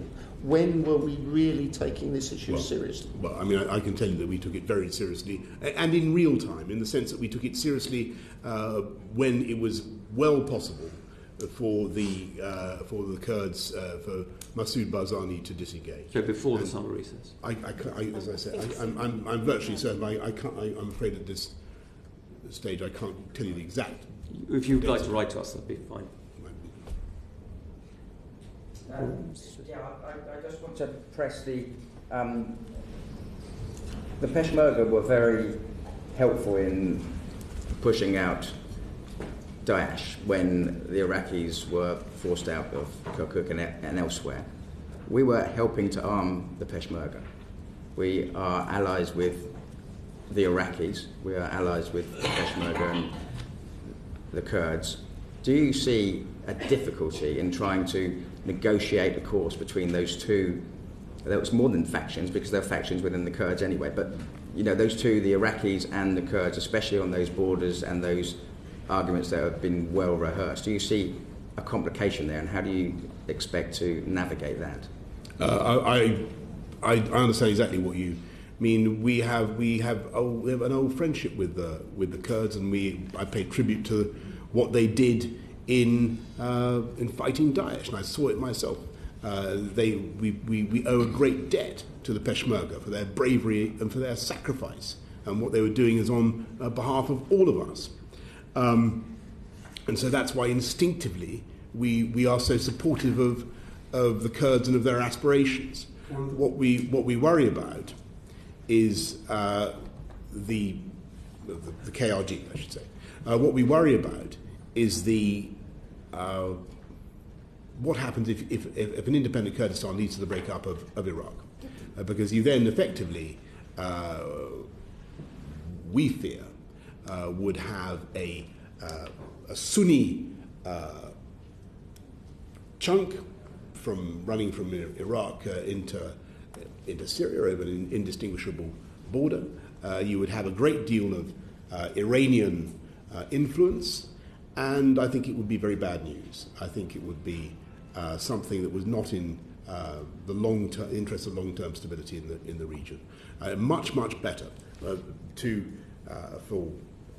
the interesting thing about the Nechevan Barzani, who I know well, is he is a gradualist in his approach. He has a vision for his country, but he doesn't want to do it overnight. He can see a way of doing this over time, and of not busting loose from the Iraqi structure. And I think that is what we should encourage, because the downsides are very considerable. And he has in Baghdad at the moment, in Mr. Abadi, he has, I think, about the best possible partner that he could have. I have a great deal of admiration for Mr. Abadi, and I think that they can work together to sort this out, and that's what the UK will be encouraging. Just on this, sorry. Go on, Mr. Austin. Just on this, I mean, I understand, how much Britain's got invested in a strong and unified Iraq, and I understand why you want to support Abadi for fear of something worse. But if the choice is, as it appears to be, between a strong and unified Iraq acting as an Iranian puppet, which is what appears to be happening, or a more independent or more autonomous pro-Western Kurdistan acting as a sort of counterweight to Iranians' influence in the region. Wouldn't the sort of morally and strategically sensible policy be to support the latter?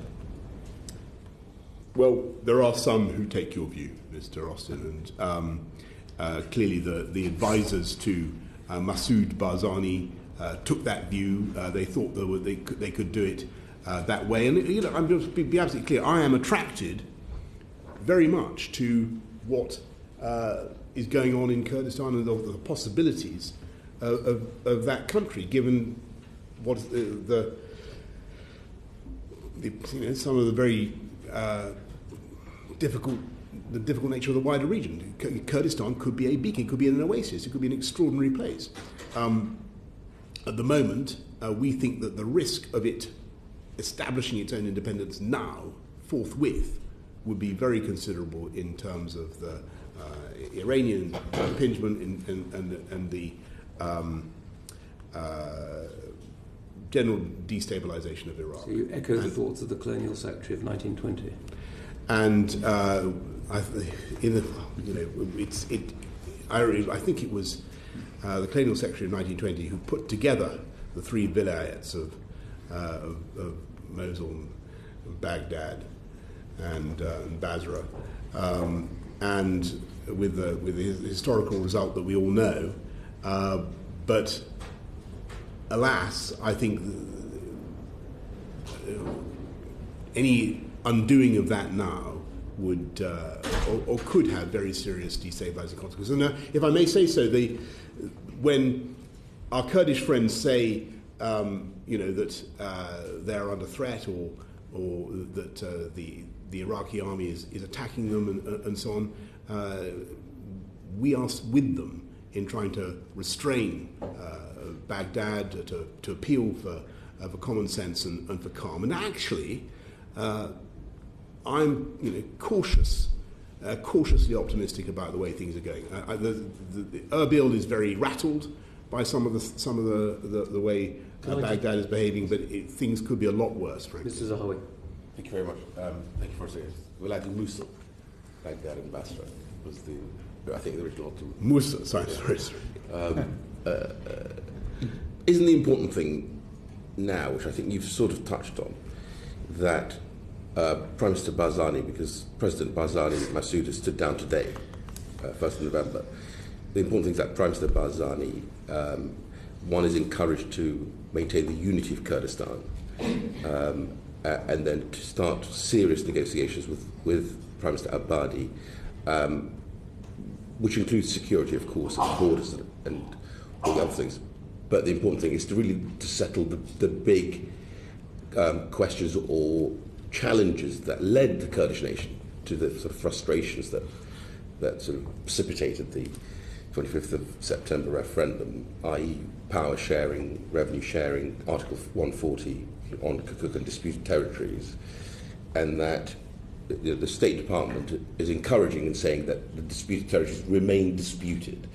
And could we not play a bigger role with Washington and the UN to facilitate that sort of political settlement that will then deliver a stable and prosperous Iraq, whereas maybe some of the regional forces may want to see it destabilized again and divided, whether Kurd against Kurd or Kurd against Turkmen or Sunni against Arab and so on. I totally agree, Mr. Zahawi, that we could, and that's certainly what when we talk to our friends in the region, they say please convene a summit, get everyone around the table, not get us together.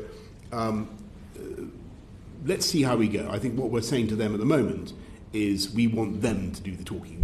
In the end, they've got to sort it out.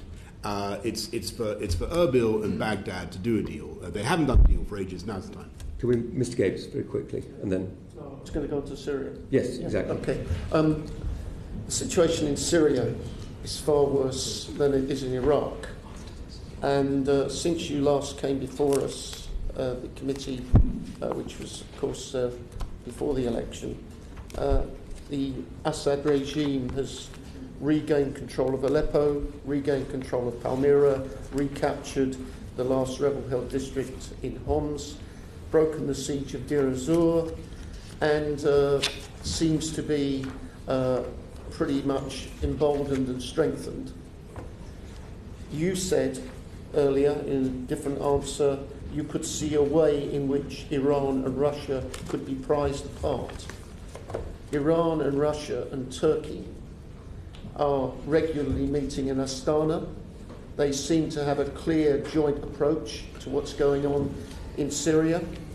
Isn't the reality that, sadly, the position that the British government, the American government have been pressing is not credible, has no influence? Is Assad winning? Is Russia winning? And is it in our interests, and more importantly, the interests of the people of the region and of Syria, that this brutal dictator remains in power? Well, I think the answer to your first question in broad terms is yes. The answer to your second question is no. Just to unpack that a bit, what is unquestionably the case is, as last time I appeared before this committee, I think Aleppo still hadn't fallen. Most of operational Syria is now in the hands of Assad and the regime. That's absolutely correct. But there are chunks of he is yet to win. It's very important to understand this. He is yet to win. There are chunks of Syria that are not under Assad's control. I spoke of the deconfliction zone that the Russians and the Americans have set up around Dara in the south. The Americans are being much tougher than previously. There are chips on the board for a political negotiation. There are bits of Syria that Assad hasn't won and now won't win. And that means that there is the incentive for a political conversation, and that means getting back to getting back to your second question: is it in our interest that a brutal tyrant should remain on the throne in Syria? I don't think it is. As the committee knows, he's responsible for the overwhelming majority of the deaths. 90% of the 400,000 who've been killed were probably killed by the Assad regime. It's very hard to see how he can survive in the long term. He can't win ultimately militarily. Things are, it will be just too difficult. I think a political process is now imaginable, and under that process, I can see elections in which the 11 or 12 million Syrians who've been dispersed from Syria were able to vote under UN auspices. And I can't believe they'd vote for Assad. But this political process won't be driven by the Geneva process. It will be coming out of Putin and the Astana process. Well, we don't think that's necessarily true. We think the Russians... Look, what the Russians and the Iranians may have won in Syria in the short term, in the sense that they certainly militarily have the upper hand, though at great cost to their reputations. They now own the problem, and what they cannot achieve is any meaningful plan to rebuild Syria as long as they refuse to engage in a political process. And so they may have the Iranians may have the troops on the ground, and they may be running, and the Russians may have got the air wall sorted out. But they don't have the checkbook to rebuild that country. And that checkbook belongs to the EU and to the US. And they understand that full well. And so the pressure, it will be on them, I think, ultimately, if they want to rebuild the country, to engage in a political process. Can I take you to another part of Syria? We've seen the liberation of Raqqa. The key military force on the ground there within the Syrian Democratic Forces have been the YPG, of the Syrian Kurdish PYD. That is an organisation which has been armed quite extensively by the United States. Yeah. Can you clarify what support, advice or armaments we as the UK have contributed to the PYD, YPG and the liberation of Raqqa? Well, as you rightly say, Mr. Capes, the funding of the YPG and the support of the YPG is mainly a United States venture. Mainly, but I would have to take advice. I was thinking, so far as you know, we scaled back our commitments in this area recently. I wouldn't want to mislead you, but whatever funding or support we give the YPG is very, very small. Can you write? I'd be very happy to clarify. And you know that the Turkish government has a position which we don't hold. I do know that. Which is that the YPG is linked to the PKK and is therefore a terrorist organisation. What is our position as regards that relationship? And do we continue to press the Turkish government to stop their military attacks on Syrian Kurds? Well, we don't share the perspective of the Turkish government about this matter, though we're certainly aware of Turkish sensitivities. Can I move on? Mr. Bryant, very quickly. Just Russia and China. They're fairly quick questions, I'm afraid, really, because we're running out of time. But just on Russia, is it your belief that the Russians have played any role in British elections and referendums? I haven't seen any evidence of that. You seem uncertain about whether you've seen it or you haven't. No, is this another of your confirm or can't confirm? I can confirm to you, Mr. Bryant, that I don't think I've got. Mr. McDonald has written no. Secretary says no. So you don't think the Russians? I haven't seen it. I haven't seen not a sausage yet. And you don't. So you don't think the Russians played any role or sought to play any role in the elections? I don't know about sought to play, but I think as far as I know, they have played no role. Are Foreign Office officials helping Robert Mueller's investigation? And if they are made any requests, will they do so? We will be. I've not had any requests. We haven't had any requests, but obviously we will be as obliging as we. Quite a few of the people involved are British. That doesn't necessarily mean the British government is involved. No, I don't think we've had any requests thus far. Right. You wanted to press the reset button, is what you were arguing 2 years ago with Russia in 2015. Is that you're going to Russia very soon? What are you hoping to get out of it? I think that our Russian policy, as you know, is evolving from engage but beware to beware but engage, and we have things we want to do together with the interests we have in common, I should put it that way, with Russia, but there are many obstacles to our relationship, and they include their behaviour in Crimea, their behaviour in cyber. They're accepting my reservations about involvement in UK elections, and the murder of Alexander Litvinenko and other things, and their behaviour in the Western Balkans and so on. China, the recent Congress, all foreign journalists were excluded. Did you not feel it important to say something about that? Well, the Chinese treatment of their media is the Chinese have particular restrictions on, I think, on the internet and various other things. That's a long-standing Chinese practice. But the Telegraph were allowed to. It's nothing to do with the Telegraph being allowed to stay in.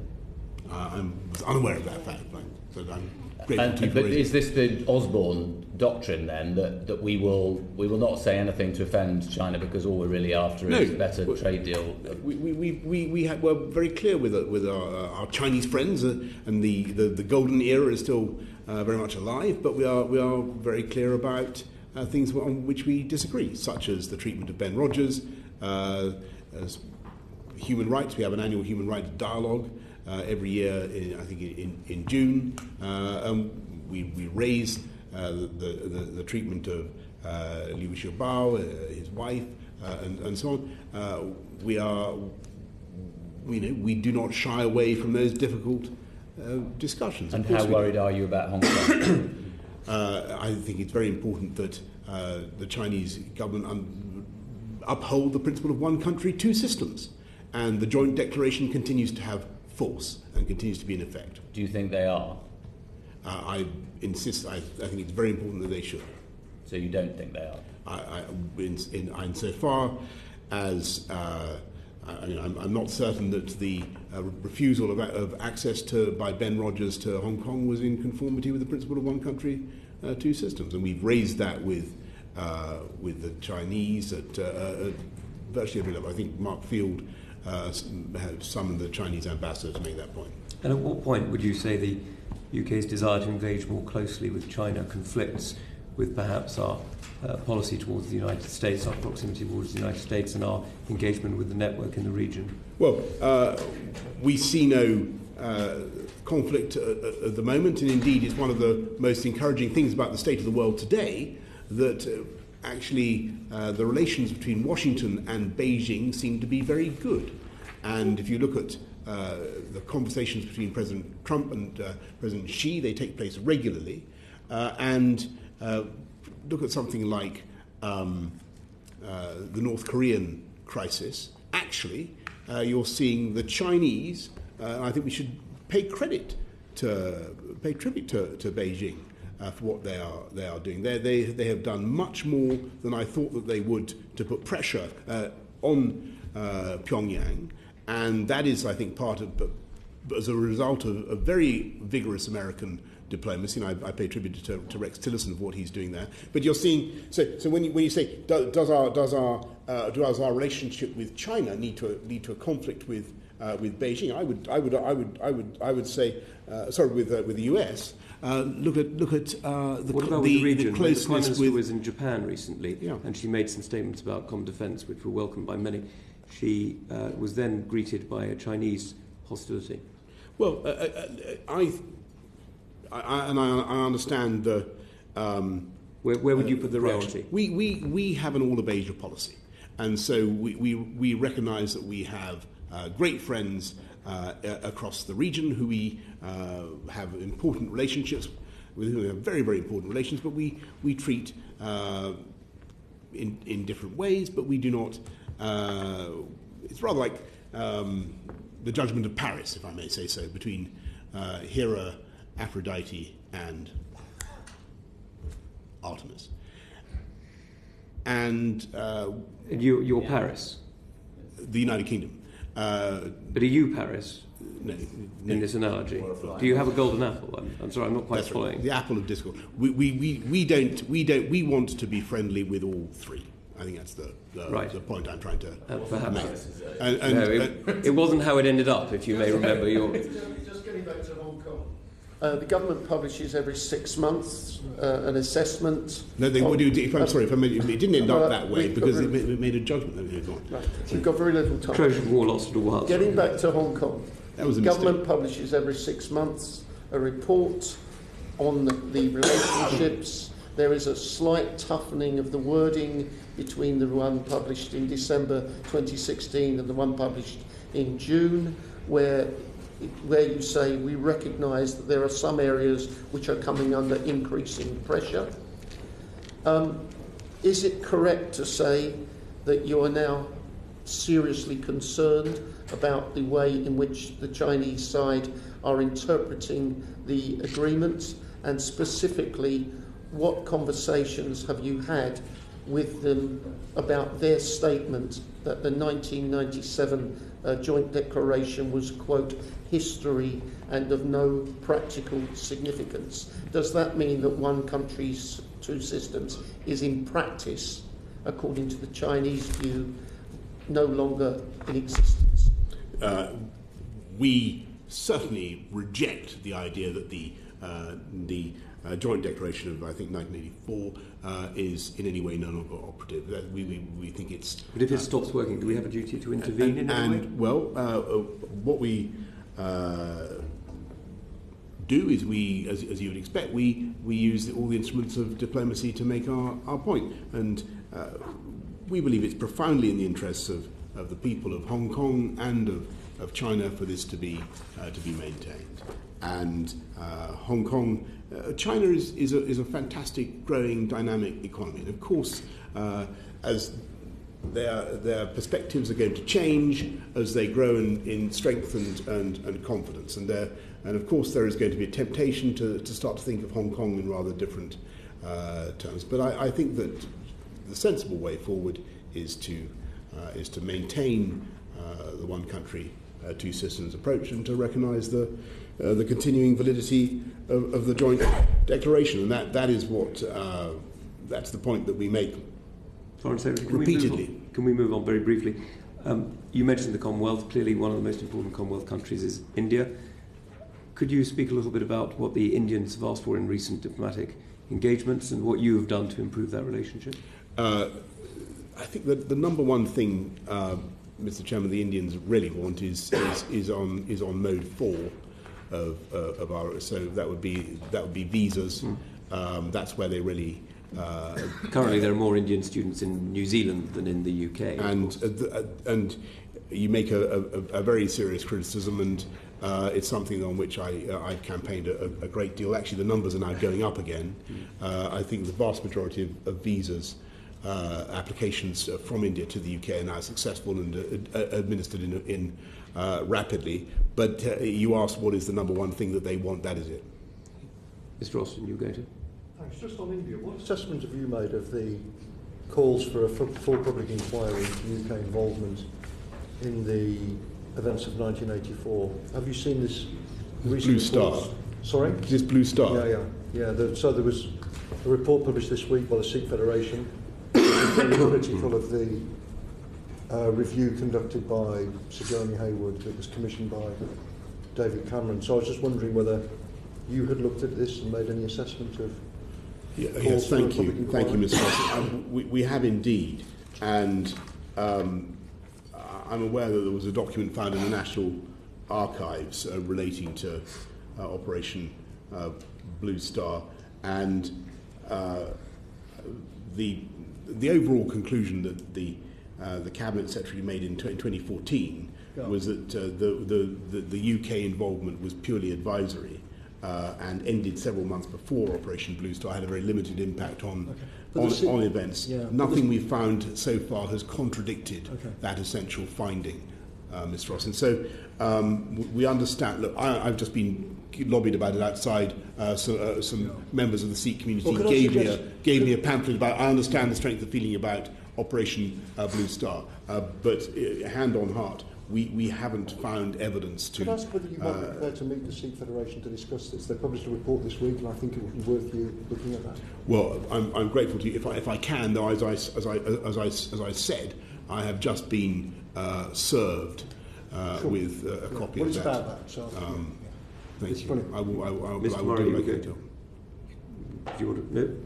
Just a quick question. We're talking about the Commonwealth, so Foreign Secretary. I wondered if you could tell me where you stand on the issue of Kashmir. We believe that it is an area of extraordinary economic potential if Pakistan and India can settle their differences. And have you met with the Chief Minister of Jammu and Kashmir, Mehbooba Mufti, at all? I have not, I believe, had the honour of meeting with. And have you discussed the recent atrocities that took place in Kashmir, where there was curfew and particularly pellet guns were used, even though the UN stated these should not be used on people of Kashmir? Have you had any conversations either with the Indian authorities or Pakistan authorities? I've had conversations with both of them, but indeed on that matter. But it is our view that this is something that those countries must resolve. And alas, proud as I am of British history, we must accept the fact that sometimes our historical role does not make us the ideal intermediator. May I ask, continuing on the Commonwealth, the recent murder of a journalist in Malta has raised concerns amongst many. Has the British government been involved in any way in assisting the government authorities in Malta in solving this appalling crime? I don't believe that we have yet been asked to help, but clearly it was an appalling attack on press freedom, and I can tell the committee that I'm going to be I believe that generally, one of our, you asked right at the beginning, this is how we asked about our priorities, and perhaps one of the things I should have said is to reverse the restrictions on press freedom that we're seeing around the world, and we have raised it. You did raise it in China. We do raise it. The freedom of Mr. Liu Xiaobao and others, we do raise, and I think about 830 journalists were murdered last year. There's more and more government impunity. More and more countries, I'm afraid, feeling that they can get away with this, and this is something that we in this country care very deeply about and which we want to uphold. On that very point, why have you not decided to designate Turkey human rights priority? I think it's a very good question, and it's the answer is yes. Of course, we deprecate some of the behaviour of the Turkish government towards, I should say, the Turkish authorities towards journalists, towards members of the judiciary, towards human rights activists, and you will know the case of the Amnesty 12, Taner Kilic in particular. I was pleased that the 10 were released, and I congratulate the Turks on doing that. I'm very disappointed that Taner Kilic remains in jail. What can we do further? Should we make Turkey a human rights priority country? I think the risk is with Turkey that we simply push Turkey further away, and we encourage Turkey further down what we would say would be the wrong path. And there are many, many millions of Turks who look to the UK for partnership, for friendship, and who share our ideals and and who have a Euro-Atlantic vocation for their country. And I think that to push Turkey away now, to demonise Turkey, is the wrong way to go. It's a geostrategically crucial country for all of us. So that's my hesitation, and I can say that I believe we have more of a chance of being influential with our Turkish friends if we engage with them rather than pushing them in the other direction. Murray, we were just going to... Just the piece of Turkey, in terms of your own strategy with regards to Turkey, we had Turkish MPs here, and you've read a report that this previous committee had put together of the relations with Turkey. In Foreign Office perspective, what takes priority with Turkey, human rights violations or trade? We thank you for sort of putting it in that way. We raise human rights violations repeatedly, but we are also very keen to, for the sake of both our populations, to have an ever bigger trading relationship. And I think actually by having greater economic interpenetration, growth in Turkey will have a better chance of dealing with some of the problems that it faces, and a better chance of dealing with the better the Turkish economy is performing, the more chance the Turks will have of beating radicalisation amongst young people in Turkey, and many of the other problems that it faces. So I see no inconsistency between those approaches. Do you think the Turkish government is part of the Muslim Brotherhood? There are many aspects of the Muslim Brotherhood, and I think if you, I've heard Turkish friends and colleagues address each other or government ministers address other ministers from around the world as brother. Not quite the point. That I don't hold that against them. Mr. Gates. Back to the responsibility of your department to publish responses to select committee reports within 2 months. on the 12th of March, the previous Foreign Affairs Committee published a report on the implications of no deal on Brexit, and we have yet to receive the response to that report. Other reports which were published around that time in March on Russia and Turkey did receive responses, which we had in September. Why is there a hold-up? I think you're asking the wrong department, if I may. I think Dexu is drafting the response to your excellent report. Well, have you seen any proposal draft from them yet? Not that I'm aware of. Is no response better than a bad response? Have you asked them why, given that the Select Committee's job is to monitor your department, have you asked them why they are delaying so long? Now that you've raised it with me, Mr. Capes, I will make sure that we take it up with Dex. It is 8 months. Nearly. Thank you. I'll make sure that we take it up. Ms. Ghani has promised that it will be a very short final question. Well, we started off with a lot of fears, and I thought we'll end on it. And I need to put it out there that I do have a dozen vineyards in my constituency. I did try and pass a bill through in the last Parliament to get all of our overseas embassies to serve English sparkling wine, especially those that come from my constituency of Wilden. It was supported by Mr. Bryant. So I want to know what we're doing to support our wine and sparkling wine industry through our embassies overseas. And, Foreign Secretary, if you are supporting this wholeheartedly. Well, I am a keen would this affect the Prosecco trade? Now, Mr. Chairman, Ignore we the be Chairman. careful. We stay focused on English sparkling wines. Be careful of cross-cultural jokes. Quite often. Actually, by the way,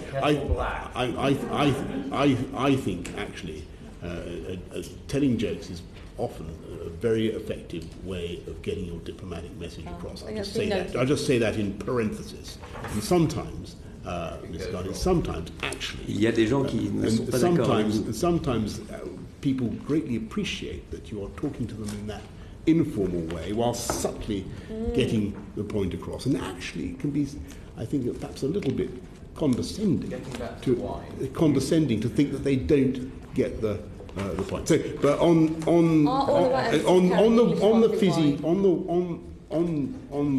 wine and sparkling wine, I think the answer is yes. We serve. Can you not read the political director's handwriting? Serve English sparkling wine. I don't know the vineyard to which you refer, but I'm sure it's fantastic. If you could possibly write to the committee. Can I add one point? Yes. That is that every year we have a leadership conference, yes. And there's a reception just before this leadership conference, and the Wines and Spirits Association does a bang-up job getting English producers into this reception, and many orders are placed with English producers as a consequence of this outreach. So we do a lot. The only thing I would draw attention to is the price. That English sparkling wines are not necessarily the most competitively priced. Very true. Yeah. And Prosecco is back on top. Delicious. Foreign Secretary, thank you very much. Thank you very coming. much. Thank you, Tom. Thank you. The US, thank you very much. Political Director, thank you very much. Order. Thank you. Good.